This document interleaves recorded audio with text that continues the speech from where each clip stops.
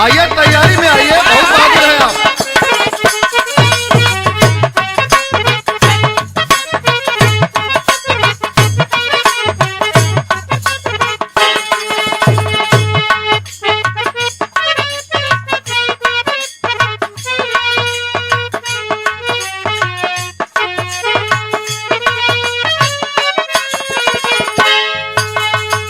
RV music recording studio अमर भैया तुम्हारी देख रेख में ये स्टूडियो चलत। अनुरोध भैया ये स्टूडियो हम सब कलाकारन का हो, खाली सोनू का नहीं है, तो हम लोगों का सहयोग होना चाहिए। माँ बीड़ावाली से कामना है स्टूडियो दिन रात आगे बढ़े और हम जैसे छोटे कलाकारों का को गाने का जो मौका मिल रहा है यही बहुत है। इनका एड्रेस पता है RV music recording studio, Ratanpura road, Bhimpura number 1 Ballia. Sonu Vishwakarma की देख रेख में ये हमन को गीत गवनई हो जाला एक आध बार। तो जे भी कलाकार बंधु यहाँ आवन चाहे रिकॉर्डिंग में, उनका स्वागत है, अभिनंदन है, वंदन है। और जो हमारे श्रोता है उनका भी हमें अभिनंदन, वंदन और स्वागत। हमारी गलतियों को ध्यान में न रखकर हमारी गीत पर ध्यान देंगे। आइए मुक्तक है। आरे बचपन बीतल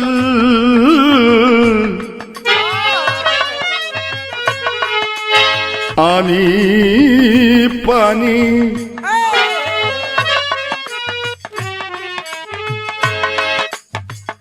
आरे बचपन बीतल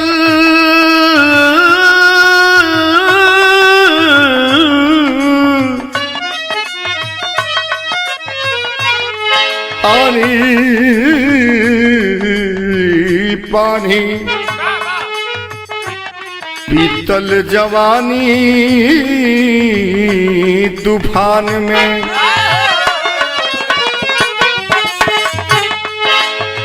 अरे बड़ा दुख सहली घूम कहली,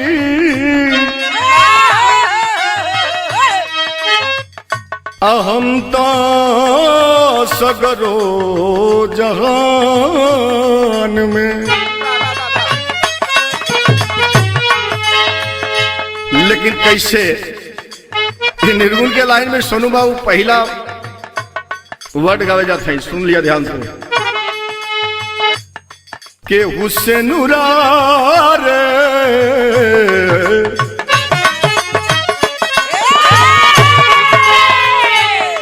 के हुसैनुरा पहना दे उधार जगत में, हम सुहागिन हो जईती, पहना दे उधार हो जगत में।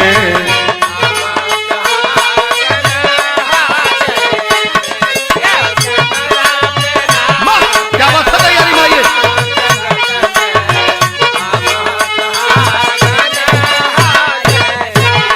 घूमी गली गली अचरा पसार, ओ घूमी गली गली अचरा पसार हो जगत में, हम सुहागिन हो गई थी।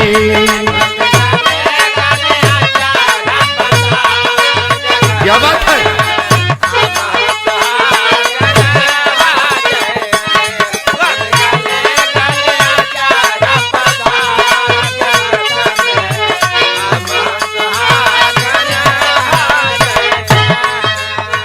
सोचल रहली आई कबहू, सोचल रहली आई कबहू हमरो बरियतिया, हमहू कुंवारी से बनबे हावतिया, से बनबे हावतिया।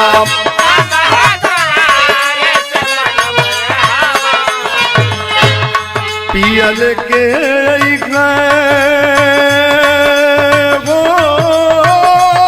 पियल के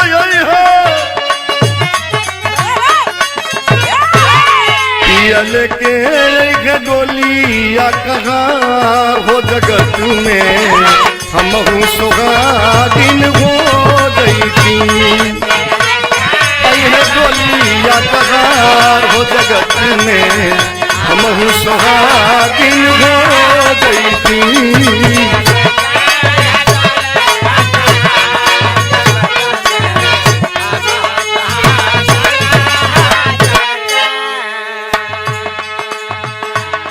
बड़ा अरमान रहे सैया जी सैया जी हो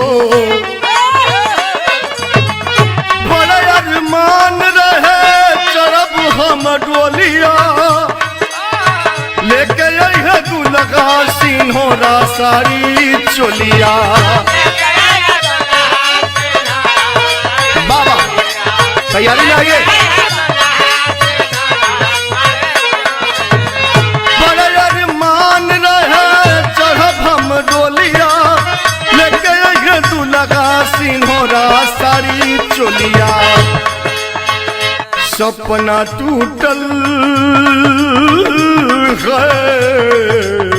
टूटल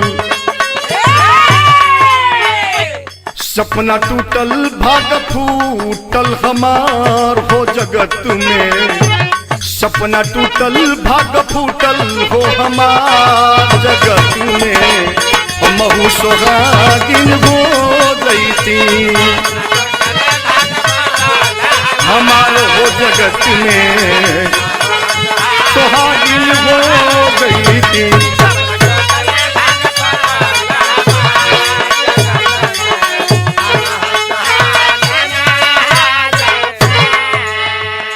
सपना न देखली न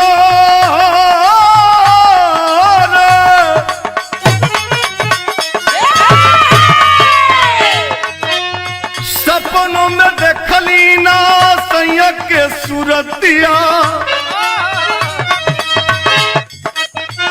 मर जब सूतल बिहर जाने छतिया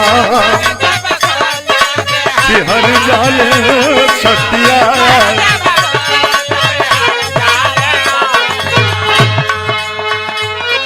अरे झर झर रे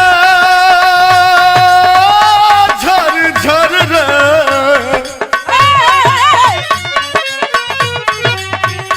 झर झर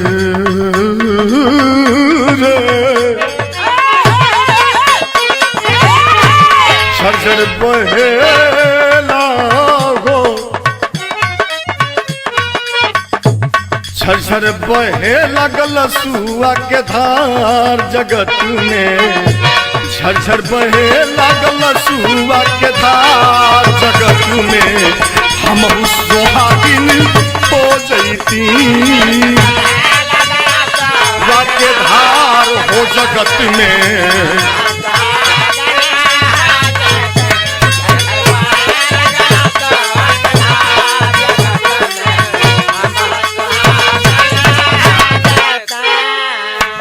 आखिरी लाइन में वह पागल का सवाल है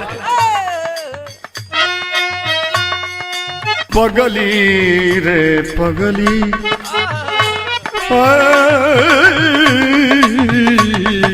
पगली पगली के दहल के लार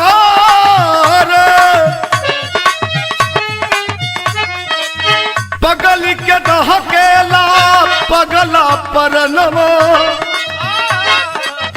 मिली जब विधाता रघुनाथ के चरणवा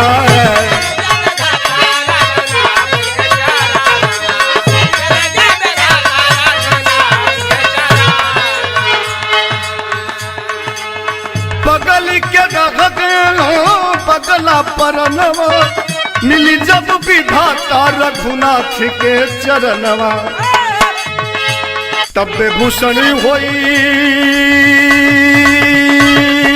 हो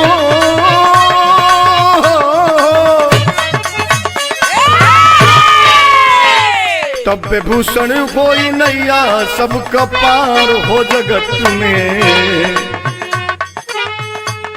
तब भूषण होई हो भूषण होई तब भूषण होई सब कर नैया पार हो जगत में।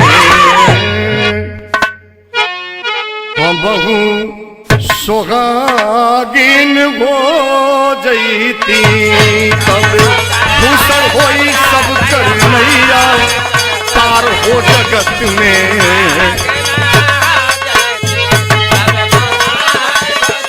नैया पार हो जगत में।